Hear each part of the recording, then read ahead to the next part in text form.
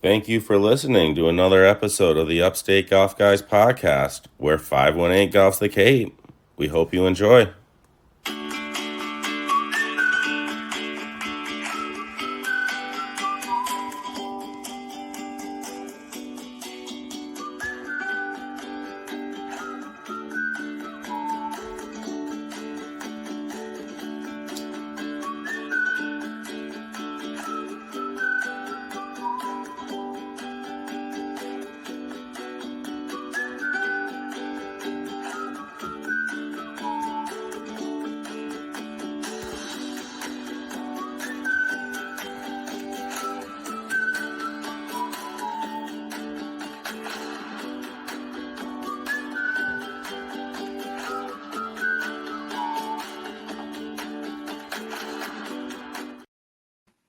Welcome back to another episode of the Upstate Golf Guys Podcast. We're doing things a little different tonight. We are here for a Friday night recording, but we're missing somebody. I'm missing somebody on my right. It's really not feeling the same, Mikey.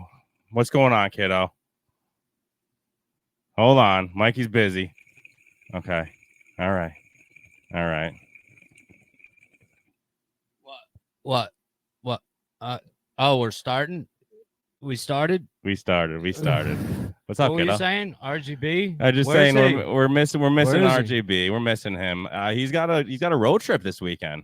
He's got a road trip. We got him still here with us. I'm gonna there he is. I'm gonna add him to the stage right now. Stage. Hey, man. What's up, dude? What's up, bro? No, man, we're just out here with the crew. Just ordered myself a Dr. Pepper. What do you do? What course? Tell me about what you did today. Tell me about your day, RGB. Let me get outside for you real quick to get, right. get a little bit better All sound Yeah. here. When you get outside, before you get outside, let me tell what we have planned for tonight. We have an awesome. I got you. Hey. We have an awesome No problem, sweetheart. guest coming on. Long drive competitor. Cool. It's gonna be a lot of fun tonight. Matt Stubbs. All right, Raj, you with me? I'm You with you outside? here, man. No, I was just introducing our guest right now. I said we got an awesome guest coming on, Matt Stubbs. Yeah, sorry I got to miss it fun tonight, driver. boys, but I'm glad All I right. could jump on for a couple minutes. I'll give you the weekend breakdown so far. All right. So- Tell me about what happened today. Just tell me about the day already. All right, so Bob, I'll tell you guys in person what happened with Bob. It's very interesting, but he had to cancel last minute. There's a chance that Bob's on his way out here right now, so we don't know Okay. yet. Still wait and see. Long story. We'll get into that though. So, Kirk and Jay, Mikey's son, decided to come out last night. Very great decision. Very smart move, right? So, me, the rest of the crew, Pitch Pop and Puff crew, me, Scrounge, Kev, Fairway, and Hank, thought it'd be a good idea to stop for breakfast at 9 o'clock before our 11:30 tea time. That was still an hour and 40 minutes away from where we were. Buddy, we got there. We pulled up like as we're getting to the tee box. It was just shambles. Like, we shouldn't have got breakfast. Brad's like, it's right off the highway. It was about 12 miles off the highway. Don't let him fool you. But other than that, man, like, weather-wise, been beautiful. Course played amazing. Green. Wait, hold on. Whoa. What course was it? What course? We played Conklin. Today. We play Enjoy in the morning, weather pending. Ooh, shout out Enjoy. That's where they play a lot of the. Did you like Conklin? Shout out Outback right now. Okay. Yeah. We play Conklin. We're playing Enjoy tomorrow. Enjoy is where they do I believe, every year the senior tour plays there, correct? Right. Every year there's a senior PGA Tour event there. Yep. And it's pretty cool because it gives you the atmosphere with the stadium seating and all that stuff too. So Absolutely, cool, man. That's really cool, man. So tell me about the day now. Tell me about Conklin. Conklin's beautiful, man. The greens are they're super fast, but they're very soft. So like you can attack the pin. Players like your championship flight guys, like I've seen like Adam and those guys who can spin the ball would have a field day with this course. There is a lot of shots where you don't like. I didn't really bust out the driver, I don't think, until the 6th or 7th hole. So it's a lot of shots where you're just hybrid, 7-iron, position shots, almost like up by us. Most comparable, I'd say, is like Burden Lake. Okay. A lot of dog legs. You got to play safe. There's a lot of water. Yeah. There's a lot of water. Okay. There's the par 3s are short, but you're surrounded by water on most of them. Fairway walked away with some greenie money. JR walked away with some greenie money. Big advantage to Fairway. So he loves the greenies, but he's playing from the seniors. Right. So it's where the drop is for us is where his senior tees are. So big advantage. Yep. big advantage. But otherwise, I mean, course is amazing. Like this would be a good little trip for what we pay. To come out here and do that, if we were to set something up with like the cruise, would be a really good. Well, tell the listeners exactly. I mean, they could Google where Enjoy is, but we're out in Binghamton. Southern western tip of New York, not far from Pennsylvania border. Okay. This would be a good spot, honestly, dude. If we were like to do the meetup with the network and a couple guys from Pennsylvania and all that, because it's kind of a straight shot down for some of the guys from Maine and such. But yeah, it's literally, there's our group of 20 guys. There's another group. There's probably 60 golfers just in our hotel alone. So, okay, yeah, maybe we could set up something over there in Western New York. You're right, man. And we're a little bit later. We're a little bit later in the year. Sorry if I'm cutting you off, man. I got a little delay. No, you're good. We're later in the year than normal. It's usually an August trip, but so we're doing it second week of September now almost. So. Yeah, man, it's we can figure something out to come out here. Beautiful courses. There's other options besides Conklin and Enjoy as well. There's Hiawatha. There's a few others. Yep. And there's places like these guys want to, if the weather's shitty in the morning, they want to hang out in the morning and find a place to play on the way back because the weather's supposed to stop by 1 o'clock. Well, Mikey, not the Hiawatha that you're thinking of, by the way. There's a really nice not Gilder, not up in Gilder. That one's closed up. I think there's apartments now there in that one. But yeah, listen, Raj, we'll let you get back to dinner. I know you want to have dinner. Welcome Outback Steakhouse. We have Matt Stubbs coming on in a little bit. I know you're looking forward to hearing that interview. Yeah, that's the longest drive guy, right? Yeah, man. I told Mikey, I feel it's a little weird not having you next to me, not having you doing what you do best, rolling them up for us. You know, I'm missing you. Hey, man, Pitch Putt and Puff, baby. Speaking of the Pitch Putt and Puff, go check out the latest episode, man. Mikey, shout out Mikey. We did a player spotlight with Mikey. It was a great episode. Yeah, it was a real good episode, man. I listened to it this morning. By the way, thank you for the kind words. And sometimes I have to be told of like, I need to be told the real deal. I told Mikey, please tell me, put me in my spot. But I really appreciate it at the end of the day, all the kind words that you guys spoke of me. Yeah, that's what I try to tell you, man. When I'm busting your balls, it's out of love, man. If anything, I want both podcasts to blow up, man. That's the goal. That's the whole goal of all this, is have fun. Absolutely. And try to make a name for ourselves. I love you, dog. Go in and have a nice day. I'm gonna go sit down and hang with Nancy over here. See what she's doing. Go inside and tell Kirk that he's got to. Oh, honey, anytime. How'd you guys shoot today? Yeah, let me give a shout out to your son. Kirk beat me today, 95. Yeah, let me say hi to everybody before you left. Why didn't you go in and say what's up to everybody before you I want to go say hi to everybody. Kirk, I think the low score out of our group was Hank with the 88. Okay. So we're cooking with gas up here. That's a great score for Conklin, dude. Conklin is a hard course. Remember? We got Fairway's over here. Jay's over here. Where's Fairway? Let me say what's up to Fairway. There you go. He's got his bread. Fairway, what are you eating over there? Oh, he's all dressed up, looking good. Where's Scrounge? Yeah, we got the whole crew out here. Let me say what's up to my boy Scrounge. Kev, okay. Cheers. Love you, boys. Live recording. Enjoy your steak. Shout out Outback. Love you, Raj. Peace. All right, man. We're back at it. So RGB, he's enjoying his trip out there in Western New York, man. I'm kind of jealous. I'm not gonna lie. I'm so glad my kid's out there with him. Yeah, we'll live vicariously through Kirk. That's awesome. Absolutely. We'll live vicariously through Kirk because I see those trips, man, and we know how fun they are, right? Yeah. We know how fun they are. Yep. When we're out. He got out there a day early doing the smart move. Did he get a practice round in? I don't know if he got a practice round in. I just know he left early. Good for him, man. That's the only detail I got. Good for him. I hope they're having a great time. Yeah. Great trip. I can't wait to hear all the stories out there. Yep. But before we send Matt over this link, I got to tell you what happened to me over at Walmart, man. This is a good one. The wife said, "Can you leave a little early to pick up kitty litter?" I don't understand why you ain't just fucking getting that shit from Chewy. I should. I know. Delivers right to your doorstep, bro. The problem we're gonna go back with Chewy. The problem is we didn't know when to cut it off because there was like they were sending us. We were on a schedule and we were auto ship. You guys auto ship. Yeah, don't do the auto ship. Yeah, right. don't. You're right. We got to get back on the Chewy train, dude. And it's way cheaper than fucking Walmart. All right, I got to talk about. But anyways, you cut me off with this fucking story. Go for it. Shout out Chewy. You gave Chewy a free plug right there. I did because you did. Dude, it's fucking no better than, dude. Think about it. 38 pounds of fucking litter. Who wants to lug that around? For real. And I'll tell you what. You live on the second floor. There was one time when we dealt with Chewy many years ago. Shout out because they're a great company. And one time our delivery got in. It might not have been them. It might not have been Chewy's fault. It was probably the delivery service. Yep. And it came. The boxes were all damaged, and there was litter everywhere. Like literally litter all over the box. So I sent them a picture, and I said, I'm like, I can still use this. It just sucks to clean up. Let your people know. Maybe package it a little better.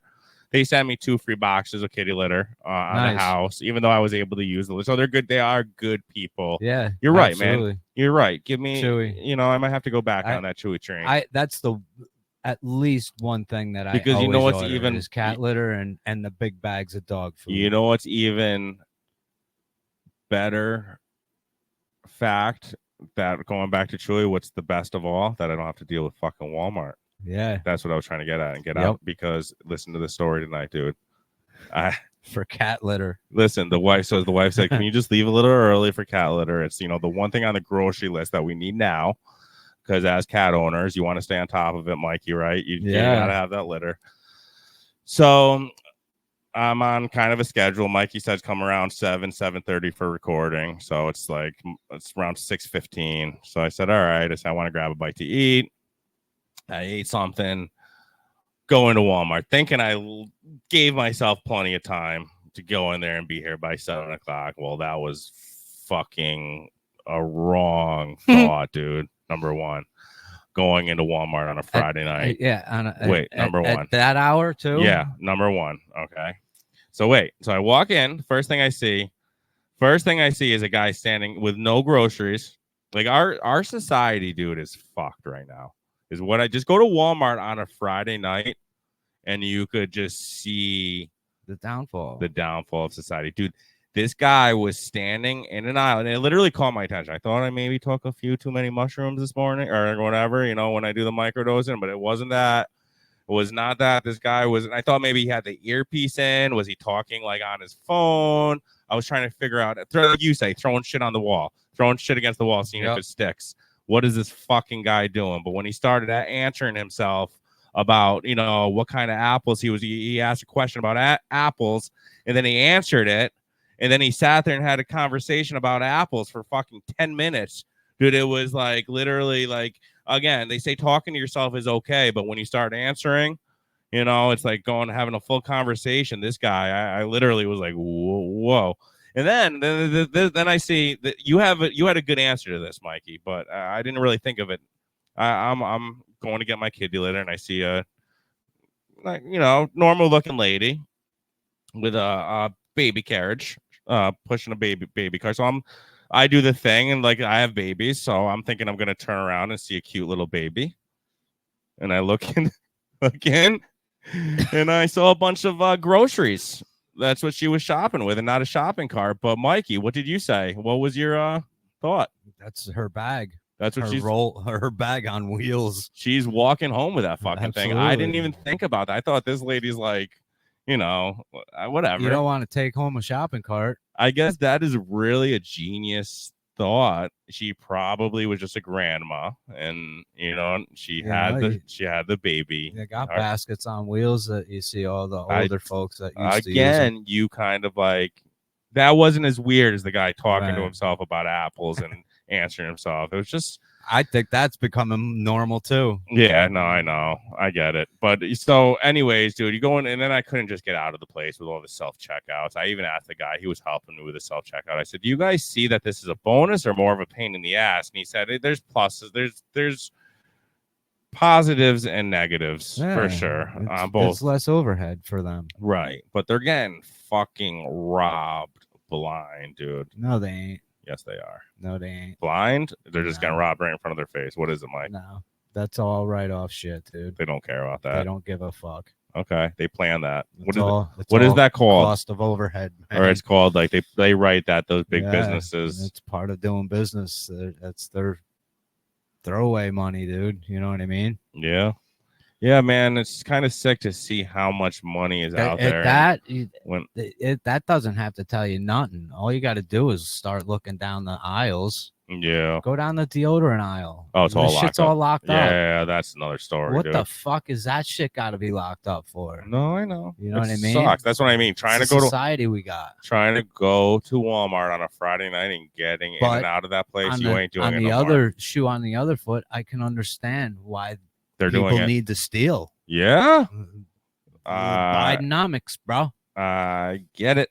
Listen, we're not going to go into that. We're not going to go into that tonight, buddy. Let's go into the golf world. How you hitting them these days? Pretty good. Yeah. Last couple rounds have been decent. Yeah. It's getting a little better, more consistent. Yeah. Yep. Good. We need that going into Hilton Head, bro. Trying a couple different things. Good.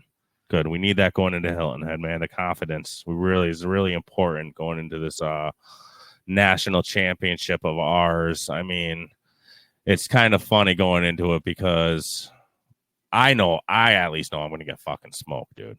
I know. I mean, I'm going into Sea Flight, but you're going to be playing the same tees, right? Same tees, as same level, right? But here's the thing: you're just playing that better competition. The reason why I'm saying I'm going to get my ass kicked, dude, is before I was on the cusp of like C and D, where I was good in the D flight and I was up there in the top level. Now I'm gonna be the bottom of the notch, dude. Bottom of the guys, where guys are shooting consistently in the low 80s in my flight, and I'm not doing that yet, dude. Nope. I'm not doing that yet. I told Adam that it's plain and simple, but you know what Adam will tell you? Get better. That's it. It is what it is, man. Get better. The game of golf is funny, man. It's humbling. It's weird because you get to a certain point and you just feel like you plateau and you're not going anywhere. Especially at the one a week. Like you know what I mean? Yeah, especially golfing once a week like we do. Like getting us constantly scoring 107, 105, 110. Yeah. Break 100 a couple times and then back to you hit that plateau and we're talking competitive golf. The competitive golf plateau. And then when you start getting into shooting, 4 or 5 strokes less than you normally do, it starts feeling good. Yeah, when we're talking about these hundreds, man, we're talking about the competitive golf number. We're in this golf week tour, and listen, we go out and we play just us. We take a mulligan, each front and back, and we take our gimmies, and we're not, we're kicking the ball out of divots.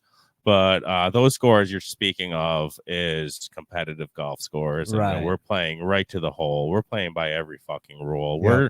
We can't move the ball out of a divot because we got fucking somebody looking over your shoulder. When we play tour, we're playing by the books. Like you can't even fucking touch the ball. Sherman chewed me out. Yeah, man, an inch, right? Chewed me out playing to the cup, kid. He's like, yo, you're not supposed to do that, right?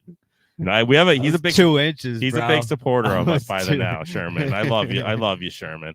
I know. He was cool about it. He was like, you're supposed to put it to the cup. It was Sherman, right? You're not all right because I don't want to get fact checked. Pretty sure. I don't want to get fact checked. All right. I'm like 99%. Yeah, sure. for the listeners, Mikey did one of the scoop ups, like that you use the back of the putter for. It was 2 inches, just trying to save time, pace supply. It's like, you should tap them. I don't mind this time, but you should probably tap them out to the cup. Somebody might. But yeah, basically, long story short is that's true. We really do go by the rule book, which I don't agree with. Agree. There's a bunch of rules. I don't agree, and I will go over this fucking 100 times, and I agree with the Dad podcast. Is that there because they have this whole episode of should amateurs have a different rule book?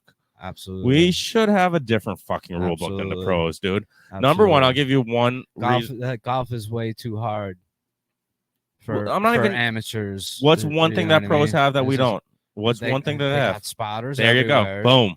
That's it. You just said it. Spotters. And they got hundreds and hundreds and hundreds of hours of practice. Of practice. I'm not even talking about the practices. We could all go out there and do the practice. Divots. Right. I couldn't. No, we got work. We got to work. I get that. I am talking in general of out there on a course when they are competing. They don't ever have to look for the ball. They don't ever. So we literally have the same time limit that they have. Right. But we're out there looking for the fucking ball while they get little flags put down. Right. Why do we have the same rules as them? I don't know. Make it make sense. It doesn't make sense. Right. So that's where I will argue that amateur golf, which we are, the Golf Week Amateur Tour, yep, they should have a total different fucking rule book. I don't like the re-tee. The white, out of bounds rule. Out of bounds. Listen, take the distance. That's a pace of play thing, dude. That's where a provisional came into play. Take the provisional in case you don't find it. Yeah, but all these courses that we've been playing where you don't take a provisional, you think your ball's good, and you show up and it's white stakes. Right. Right. You know what I I'm saying? totally get it. Listen, the white stake rule, red stake rule, the whole white stake thing is out of bounds. The whole point of it is it's off the golf course, out of bounds, is where white stake comes into play. Listen, what sucks, the worst thing about lateral drop. The worst thing about white stake is you could drive up to the fucking ball. It'd be right there, 2 inches right in. next to you, dude. It happened to me at Airway Meadows. I'm like, why can't I go play this, dude? My ball was 2 feet onto the airfield, and it was like fucking. Dude, I'm not even talking about that. I'm talking about condos. So you have condos, dude. You got it's a lot of times the white stakes are belong to condos, so they don't want you on the private property, which I get as my parents as a condo owner. I think would be a little more appropriate. Yeah, it makes sense. Don't go on the fucking airfield, right? You're gonna get fucking hit by a plane, dude. But again, like private property, I get, but it just sucks as a player, doesn't it? It does. Driving up to the ball and then you see the white stake and your foot is like, I'm like, it's my ball right there. Dude, I can't fucking play that, dude. Like, are you serious, dude? Like, I can't just go hit it on the green. Golf is so hard. I gotta go re-tee this shit. Golf is so hard. What do you mean I gotta go re-tee? Yep. This is my ball right there. Oh, I know. And we're just we're not that fucking good. No, we're not that good. This guy we're gonna talk to tonight, he's good. He's good. That's what I'm getting at. Like these us amateurs. Well, he's good, but he's still not at that fucking level that these pros are playing at. No, I mean, he's not. And he'll tell you that. The level these pros are playing at the same rules that we're fucking playing at. Right, but he's putting a lot of his time in 100% long drive. 100%. That's where he's. Well, I'm going to talk to him. I'm excited to talk to him about like how many normal rounds do you get in? You can't. Do you go out with your guys? And listen, I almost guarantee you, he's like a 4 handicap, 3 or 4 handicap. Probably no. He's a scratch golfer. I'm saying he's good. But he's a good golfer. Usually, when most long drive people aren't totally invested in playing golf that much, you know what I mean, for the low score. Yeah, no, I get it. One or the other. Like Bryson DeChambeau, it was tough for him to do the long drive. Yeah, well, you know what, dude? And play honestly, golf. Listen, it's like it's about that. If time. you can do both, yeah, it's fucking good. Why do you know what? It's about that time. Why do we ask him? You want me to run it? You want me to show our listeners? Show the guests. What we have, who we got coming on. Absolutely. And after this, we'll be back. Watch this guy pipe.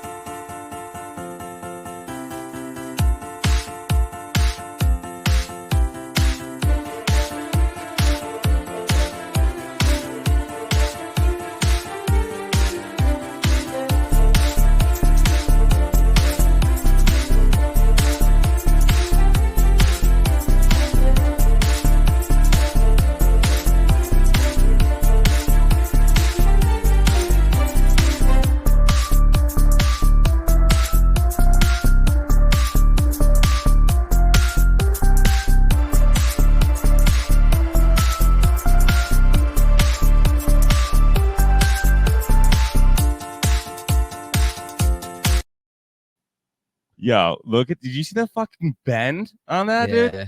Did you see the that's what I was pointing at. The fucking bend on that. A lot of torque, bro.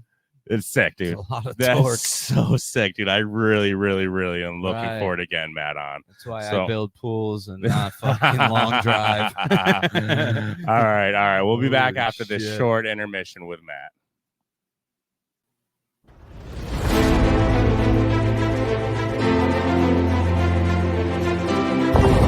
I don't think the head stuff is started yet. I think we're all right.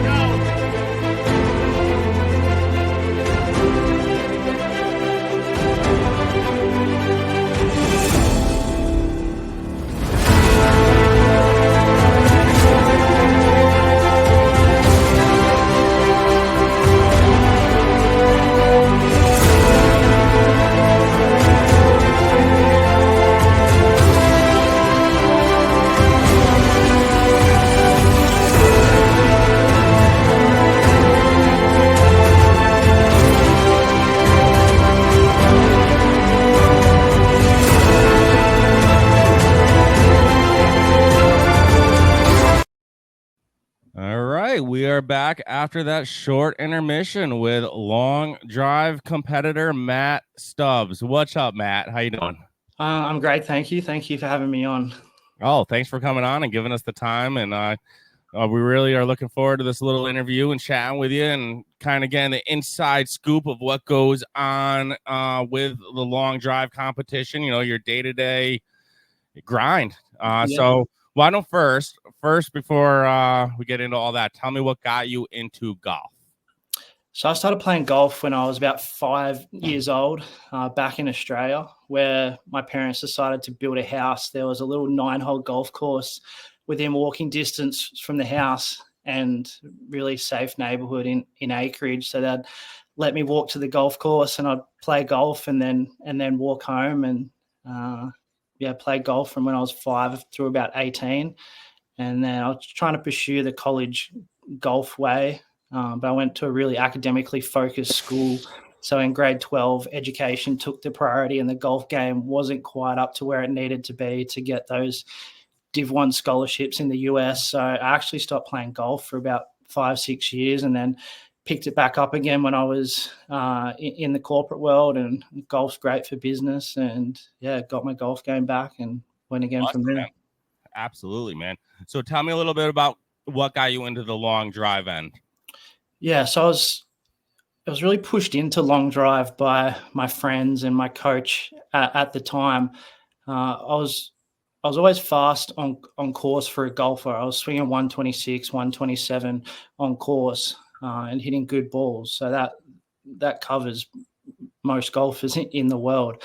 So my friends and my coach were like, we reckon if you had a crack at long drive, you'd do pretty well.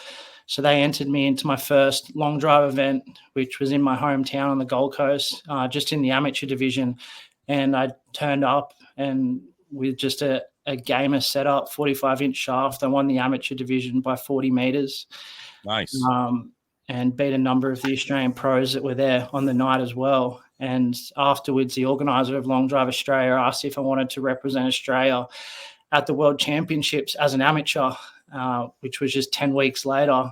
And I mean, I always set really lofty ambitions in my life, and I love doing a lot of crazy things. So I made the choice, and then the next day it was full-time commitment to long drive, and it was straight into 40 hours a week of training. And wow. It's been nonstop ever since. So that's just over 2 years ago now. Okay. And how old are you now, Matt?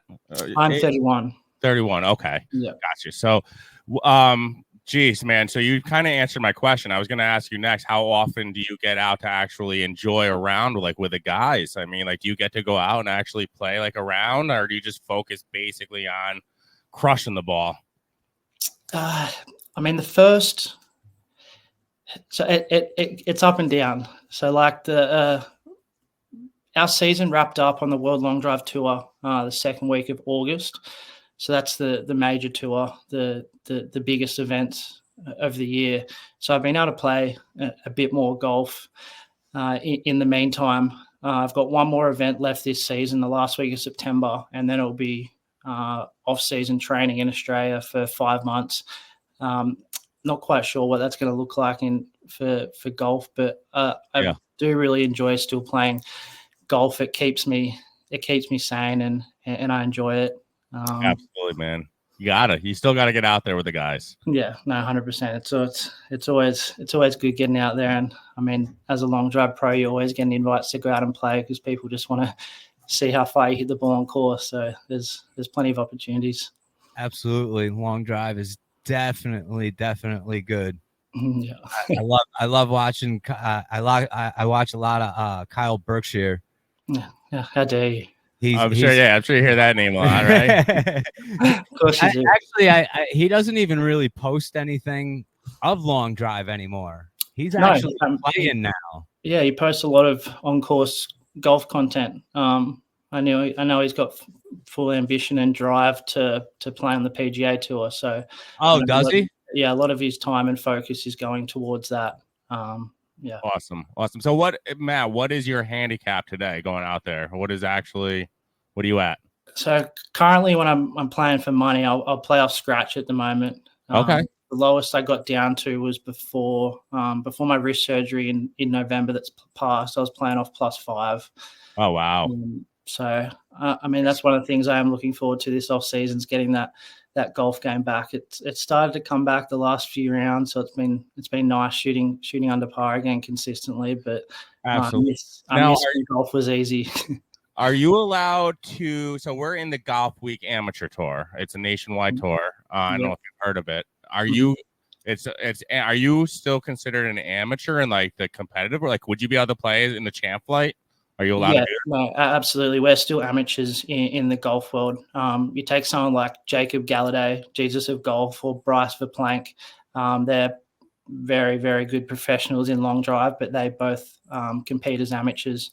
Jacob Galladay is currently leading the North Carolina Mid-Am. Okay. So, yeah, that should answer your question. Pretty cool. Absolutely, man. Yeah, we're coming down to Hilton Head a couple weeks, Mikey and I. First time ever playing in Hilton Head. Nice. I'm playing Oyster Reef, I believe, and a couple. I can't even. There's literally 6 courses between D flight and C flight that we're playing. Yeah. I know Golden Bear is one of them. Oh God. So Oyster Reef, Golden Bear, Palmetto Dunes, I feel like is one of them. Atlantic Dunes. There's You're so gonna many. know better than me. Yeah, but we're coming down there. You've been in? Have you? I assume you've been to Hilton Head a few times. No, not yet. Really? No. I still need to expand my reach of courses in the US. It's slowly going. I'm based in Nashville when I compete in the US. I mean, from what I hear, again, this is our first time going down there, but from what I hear, Hilton Head is like the golf capital of the United States. That and Myrtle Beach. From what I hear. No, I've heard good things. So when I have a bit more time, definitely want to travel around and film a lot more golf content and play with more athletes and influencers and stuff. So when did you move to the States from Australia? I moved at the end of February this year. Last year I was commuting back and forth and I didn't have a base in the US. So I was traveling around constantly in the US. This year I was fortunate to be able to move in with my girlfriend who lives in Nashville, and it's made this year a lot easier, a lot more structured. Yep.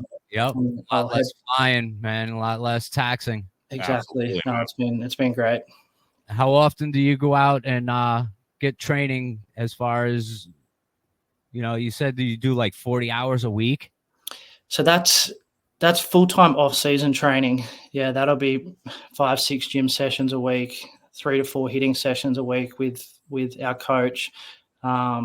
Sprint training, cardio training on top of that. And then every day will be hour to 2 hours of recovery on top of that. So it's full on. In season, it's a lot different, especially this year. Our season was really compressed. So we were having an event every 2 weeks. There was a couple of stretches where I was competing outside of the World Long Drive Tour, and I had back-to-back weeks. So after a long drive event, your body's pretty smashed. You want to give yourself a couple of days to recover, and then you want to get more training in to improve, but you didn't have much time before you had to go and travel to the next location. So training in season was quite difficult this year. You always try and maximize what you can do to keep increasing your speed and keep getting better. But there can be challenges. Absolutely. All right. So Matt, I got to ask, out there with the guys, perfect conditions. You got wind at your back, maybe a little uphill, nice firm fairway. What's the longest drive that you've had in the perfect conditions? I'm not competitive, so no pressure. Just out there, give me the longest number that you're like, I really crushed that one. I gotta measure this. Yeah, I mean, no, I do prefer to flex my longest driving competition this year. It was 450 yards. Hell yeah. Wow. That is a bomb, dude. Yeah. But I mean, did you have some wind at your back? Like I said, sometimes there's wind at your back when you're out there and you're just like, definitely the conditions play a part. And there was a bit of wind assistance there, but capitalize on it. Hell yeah, man. Absolutely. I mean, I just know sometimes when I'm there on the tee box and I mean, I hit the ball 260 max. And I'm just happy. We got to work on that. We got to work on that. Yeah, I do. I'm happy to get in the middle of the fairway. Those numbers up, man. But when I have wind at the back, bro, when I have a little wind at the back and I get a little flex, I said I could get this up to 300, and I really put. So that's what I mean. Sometimes when you like, wow, this wind is gusting behind me. I'm sure you felt it as a long driver. Yeah, no, you feel it. You get excited. You move the ball slightly forward, increase your attack angle, and just try and hit it as high as you can, and just let the wind do the rest. All right, awesome. Yeah. I love it, man. All right, so I got to ask you a little scenario. Let's do it. In the golf world. All right, you're on the PGA Tour, like 2019, 2020, right? You're golfing, but you're struggling to make the cut, and we already know that it's really the grind in the PGA is tough. You're paying your own way. You're traveling. It's a lot of expenses. Now somebody comes and offers you a bag of cash to golf less. It's work. You're working to golf a little less and make 3 or 4 times as much money you were making. What's your side? You know where I'm going with it, with a live in the PGA. Where are you going with it? Yeah, no, absolutely. I think the live was a great addition to the golf world. Full credit to everyone who was offered the contracts and took them. I mean, it was quite obvious from the start that end up having to work towards some kind of joint tour, and we've seen that start to happen, and notably Rory asking questions about what's happened to the state of that. So, I mean, they took their bag for the short term and benefited their families and set their entire families up for life. 100%. I mean, that's what matters most to me, would be my family and setting my kids and my grandkids up so they never have to have any challenges. Pretty plain and simple. So, and I think speaking of, I think we have the first, I believe I just saw on social media, the first match is coming up, right? Yes, that's going to be exciting. It'll be really huge. I'm looking forward to that. Who do you got? Who do you have? Team Liv or Team PJ? So it's Koepka. It's we have Koepka and Bryson versus Rory. Scotty. Oh God, Scotty's an animal though. Jeez. Yeah, I mean it's really it's hard to go against. I think it's very hard to go against Scotty in tournament mode, but I mean, you look at how he played in the Ryder Cup. You could look at some things like that, but I would be going for Bryson. The confidence and the form that man has at the moment is impressive. His ability to score and go low, and just the absolute advantage he has against the pros off the tee. It's great to see. So I mean, everyone's seeing his true character now and what he's always been like. So it's great seeing him get the recognition that he deserves. I totally agree with you. Yes, I did a full listen. I'm not going to lie to you. You want to hear a funny story, Bryson story? Yeah, let's do it. So, Mikey and I went to an event in Jersey City over at it was Liberty National. It was the I always lose track. It was during this time of year though. It was the FedEx race. Cup. It was but it was a big event, and it was during the Brooksy and Bryson all feud, right? Yeah. So Mikey and I were standing, I think it was like the second hole or third hole or whatever it was. We were standing on the green, and a security detail was like standing right in front of us, and here comes Bryson, right? So Mikey goes, "What are you, just like busting balls?" He goes, "What are you, Bryson DeChambeau's security detail?" And he goes, "No." But literally, the guy was like offended that Mikey asked, and he's like, "No." So then here comes Bryson, and then we knew that's what it was. So fast forward to he was up to like the 15th or 16th hole. Now Mikey we're walking to the back nine, and we see some kids getting literally dragged out by this same security detail.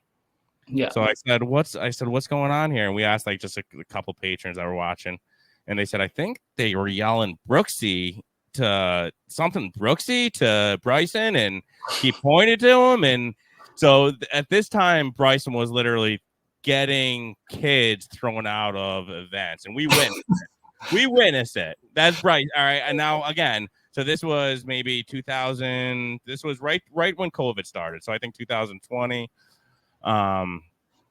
But fast forward to now, like I went from trolling the guy, hating on him, like this guy is like, come on, you're having kids thrown out. He's literally, honestly, I'm trying to get the guy to unblock. He blocked me on Instagram because I was trolling him so hard. I started to like, Bryson, unblock me because I love you, dude. Like I love you now, bro. It's like, too late. It's too late. Fun. You're gone. Yeah, no, I'm gone, man. Yeah. I told him the same thing, dude. It's too late, bro. Yeah, so it's but listen, what the guy is doing right now for the game of golf, he's amazing. He's like no other. He really is. What he did after he won and going to the fans and letting them all touch the trophy and everybody saw it. Yeah, and the absolute numbers he's putting up on YouTube at the moment is phenomenal. It's 100%, man. It's a different world. He's an absolute asset to the game of golf at the moment. I think Liv are very happy with the contract that they signed with that man. 100%, and they could do their own thing with Liv. That's the best part. I mean, that's why he's doing it. Exactly. You know what I mean? He's doing the whole YouTube thing, and he wasn't able to do that. And what he wanted to do, it's under the PGA arm. So I think you and I are both on the same page in that end with Liv and everything. Absolutely, man. I love it. Do you ever see yourself trying to get back into the PGA?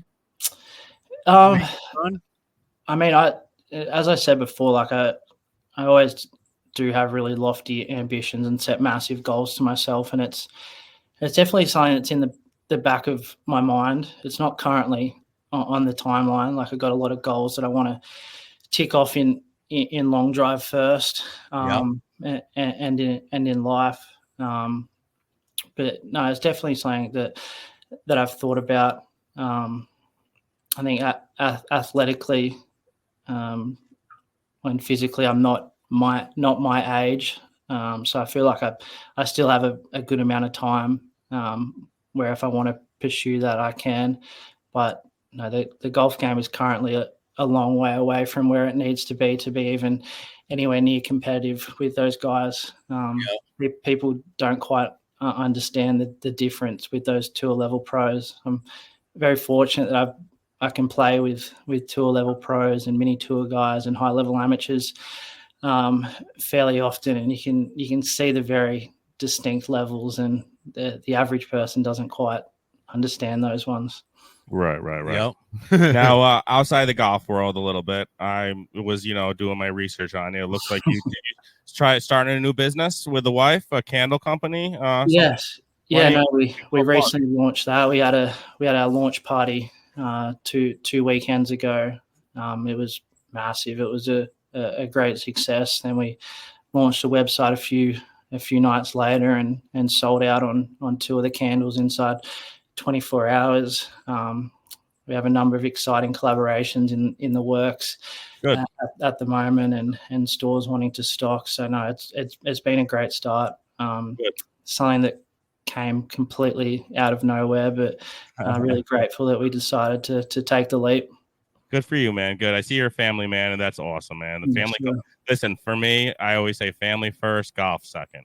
And I love golf. My wife knows this. She knows I love golf more than anything. But and she lets me do my thing. She lets me take my trips, my weekend trips with Mikey. We go have fun. But the kids and the wife and family first, man. If I got to miss this podcast for family, that's it. Plug away. Yeah. So, but yeah, please plug away. Plug away. Sell some candles for the wife. Absolutely. Plug away right now. Where can they find you? So our Instagram handle is Walker Candles, and our website's walkercandles.com. So yeah, jump on there where you'll realize quickly we're not your standard candle company. We take a quite edgy approach to our marketing where we're looking to piss off a few people and make some people upset to get free marketing, really targeting the high end luxury market. So we're very excited for what that holds. Awesome, man. Awesome. Good for you. I love it. Going outside the golf world. You need that too, man. Going outside the golf world for your mind, man. Absolutely. Good for you, man. And where can people drop your Instagram handle? I've been following you for a while. Where people thank you for the support. Instagram handle's matt.stubbs. Okay. So I can keep up with everything there, content and tournament updates and general life and stuff like that. Absolutely, man. Listen, Matt, we really appreciate you hopping on with us and hanging out with us this Friday night. I know your time is valuable. As you said, you put 45 hours a week into just trying to hit the ball a long way. So coming on tonight and chatting with us was awesome, and we really appreciate your time, man. No, of course. Thank you for having me. I appreciate it. Absolutely, buddy. Find your perfect putter and join the Lombardi family. Whether you have lead hands, the face on the TC PL22 takes the speed off the ball at impact. Or are you the type that leave putt short? You can try the PC308. It has the weight you need to make it to the hole. You will find that Lombardi has something special for everyone's particular putting stroke. The 1985 is not only the most affordable club, but is the most beautiful. With a sharp red zinc alloy head and a steepless shaft, the Nasso 66 is one of the best-selling mallets on the market. It has a clean straight line finish to help guide your eye through the ball, straight to the target line. The head with a clean black mallet finish and a 60-gram mate shaft and a Lombardi 3.0 crown grip. You want a custom logo? Lee over at Wedge FX has you covered. But if you want to spend a little more money and make some magic happen, try out the new Diamond Mallet Putter. It's an absolute gem. This is a one-of-a-kind design and is available in the Lombardi Custom Shop. This head is made from a futuristic, top-secret metal. It has the center shaft, which prevents pushes and pulls, and it is by far the most forgiving putter in the Lombardi Custom family. Head over to lombardygolf.com and use Upstate at checkout for a hefty discount, or reach out to the Upstate Golf Guys as we are local representatives for Lombardi Golf. 450 yards, bro. 450 yards. Put it into perspective for me, Mike. 450 yards. It's Matt Stubbs is hitting. His long drive was 450. Give me a hole at Freer Park. A hole at Freer Park. Hole 7. Okay. Here's a good one. The whites.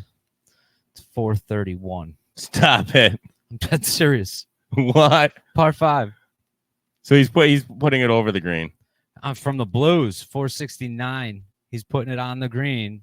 From the tips. From the tips. Over the trees. He's going over the trees. Hole 11. 508.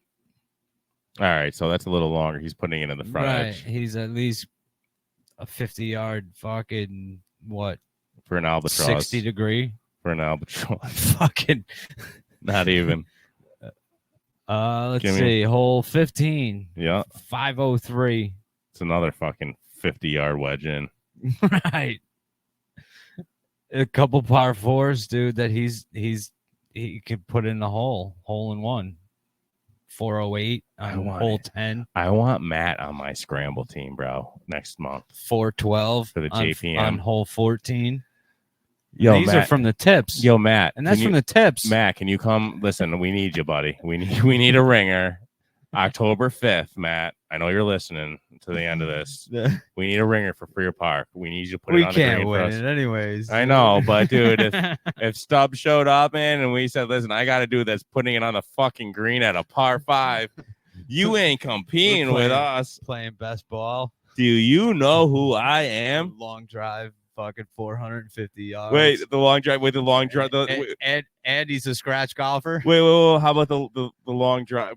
How about up against the long drive, the longest hole, the long drive hole?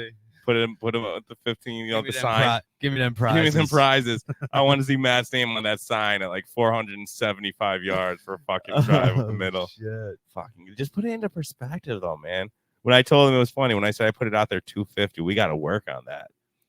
We got to work on that. Yeah, we do. I said, when I get some wind at my back and I really put something into it, maybe it runs out 300.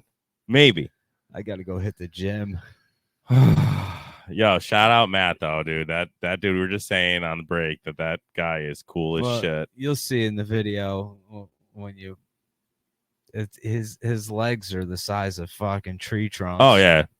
Yeah, dude. You know, that's he's doing, like he said, he's doing a lot of in the training, gym. a lot of gym. The lot dude's of a beast. Which means maybe Kirk Oh, Kirk may have found a calling, dude. And he smashes when he connects. When Kirk connects, he hits him 300. Like I'm saying, when he doesn't even try, and he's a big dude. He's a gym rat. Right. What can Kirk squat now? I mean, what's his? God, Dude's a fucking beast. We got to link him up with maybe we'll link them up. You know, you never know. Kirk doesn't do the social media thing, so it's tough. That's right. You know what I mean? I'd have to send him Matt's email or whatever. No, I'd have to send him actual I can send videos from Instagram or whatever. Yeah. He'll see him. I'll tell you what, I could see that. That because Kirk is a fucking beast. Yeah.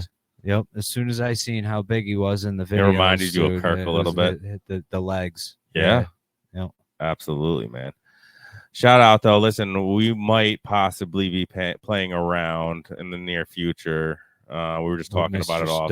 We were talking about it off air. I mean, maybe not this year, maybe not next year, but definitely in the future. You'll be seeing some video footage on the Upstate Golf Guys podcast of a long drive. Fucking how cool is that fucking accent too? Yeah. I love Aussies. I love them. I don't know if calling them Aussies is like I have no idea. Yeah. No, but I love Aussies. Listen to the accent is awesome. Are so cool. I think that is definitely one of the coolest nations out there, dude. Any Australian guy that I've known and knife. Dude in the Holly world, tell me he set the bar up there for them guys. Yes, he did. And just all of them talk the same, just like it's awesome. I love it. It's awesome. I love it, man. But all right, we're gonna close things out. I haven't eaten dinner yet. All I had tonight was some Walmart cat litter. Airheads Walmart cat litter. I grabbed these things for dinner when I was at Walmart. So yeah, we'll wrap things up here.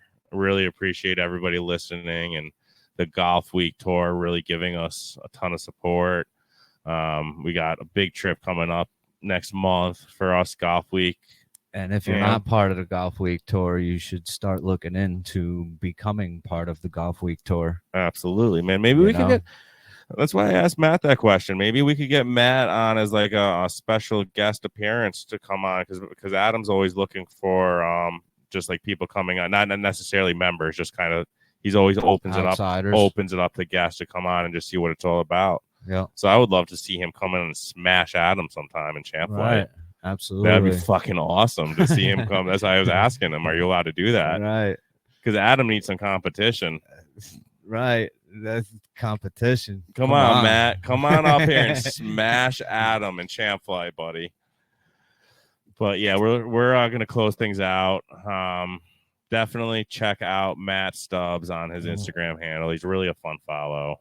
And definitely join the Golf Week Am Tour. Check it out. Check out Lombardi Golf.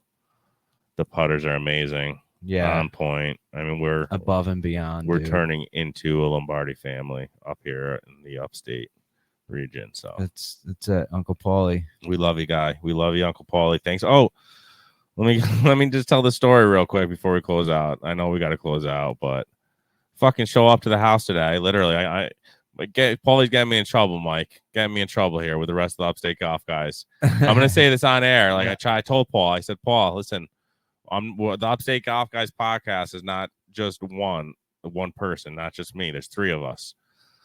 So I show up.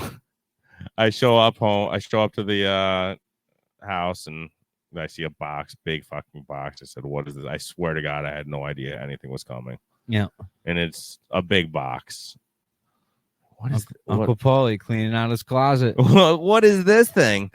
I said, what is this? So I open it up. Fucking golf bag, Lombardi bag. Yep. I said, stop. And I messaged him. He said, what, you get the golf bag? Like, this guy just comes out of nowhere. So anyways, I'm like, I messaged him. I said, Paul, I said, how do I get Mikey a bag? Like, I got to hook him up. You can't see me having this bag. Guy fucking tells me to go to the website and use my code. It's true salesman, kid. I swear, He's a true salesman. Listen, go look. I sent you the text. I swear to God to you. I know. I swear to God to you. That's Uncle Paulie, man. He sends me. So fucking. How do I get? He sent a popsicle to a fucking Eskimo. Oh, I love you, Uncle Paulie. Yeah. I really do. You're awesome. I switched over my clubs to the new bag. Looks dope. It's awesome. Rocking a Lombardi. Not only a Lombardi putter, now I have a Lombardi bag, and he is sending us a bunch of hats, and says he's going to send us some hats so we could be a walking billboard down at Hilton Head for him. So there you go. Yeah, hook us up. Hats and polos, kid. Hook us up, Uncle Paulie. So, all right, guys, we'll try closing this out again. Right. We really appreciate everybody tuning into the nice episode. We really hope you enjoy the interview with Matt. We really appreciate Matt coming on and hanging out with the Upstate Golf Guys podcast. 518 to the game. Good night, guys.